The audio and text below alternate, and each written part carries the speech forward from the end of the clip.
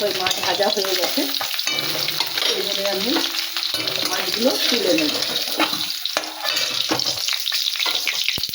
কড়াই একটু তেল দেবো আর একটু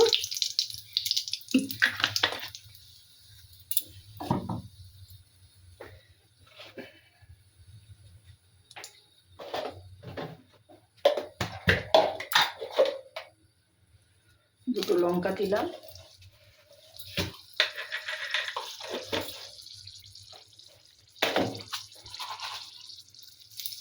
জিরে দিলাম, গোটা জিরে দিলাম, অল্প একটু পেঁয়াজ দিলাম,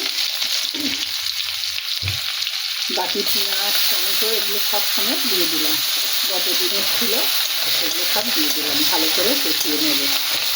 এর মধ্যে একটু মশলাও ছিল,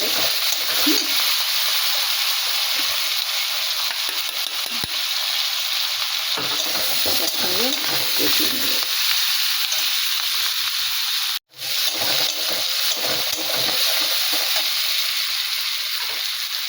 দেখো মশলাটা দিয়ে দিলাম, এর মধ্যে আদা রসুন আছে আর লঙ্কার গুঁড়ো আছে আর জিরে আছে এই মশলাটার মধ্যে ভিজিয়ে রেখেছিলাম।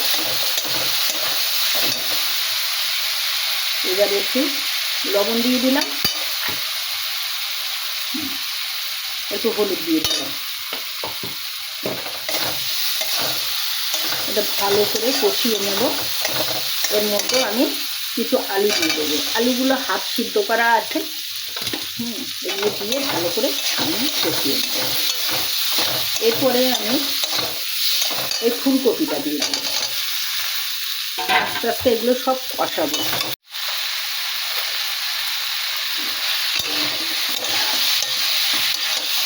আর একটু কষিয়ে নেব, আর একটু সময় ধরে আস্তে আস্তে করে কষালে ভালো হবে রান্নাটা।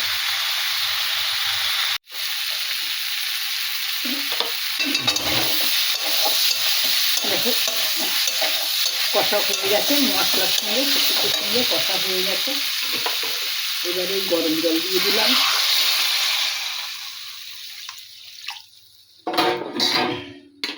গরম জলটা দিলাম, এবারে আস্তে আস্তে এটা ফুটে উঠবে।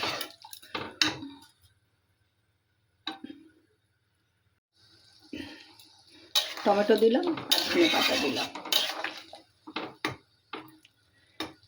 একটু ডাঁটাগুলো একটু শক্ত মতন, ছাদ বাগানের ধনে পাতা, ওই জন্য আগে দিয়ে দিলাম। দেখো বন্ধুরা, এই ধনে পাতা আর ট্যাংরা মাছগুলো আমি দিয়ে দিলাম। ফুলকপি আলু একটু ভাপিয়ে নেওয়া হয়েছে, ওই জন্য এগুলো দিয়ে দিলাম। এবারে এটা আস্তে আস্তে একটু ট্যাংরা মাছটা একটু ফুটতে লাগুক, তারপর নামিয়ে নেব। দেখো বন্ধুরা, এই যে আমার ফুলকপি আলু ট্যাংরা মাছের তরকারি হয়ে গেছে। গ্যাসটা এবারে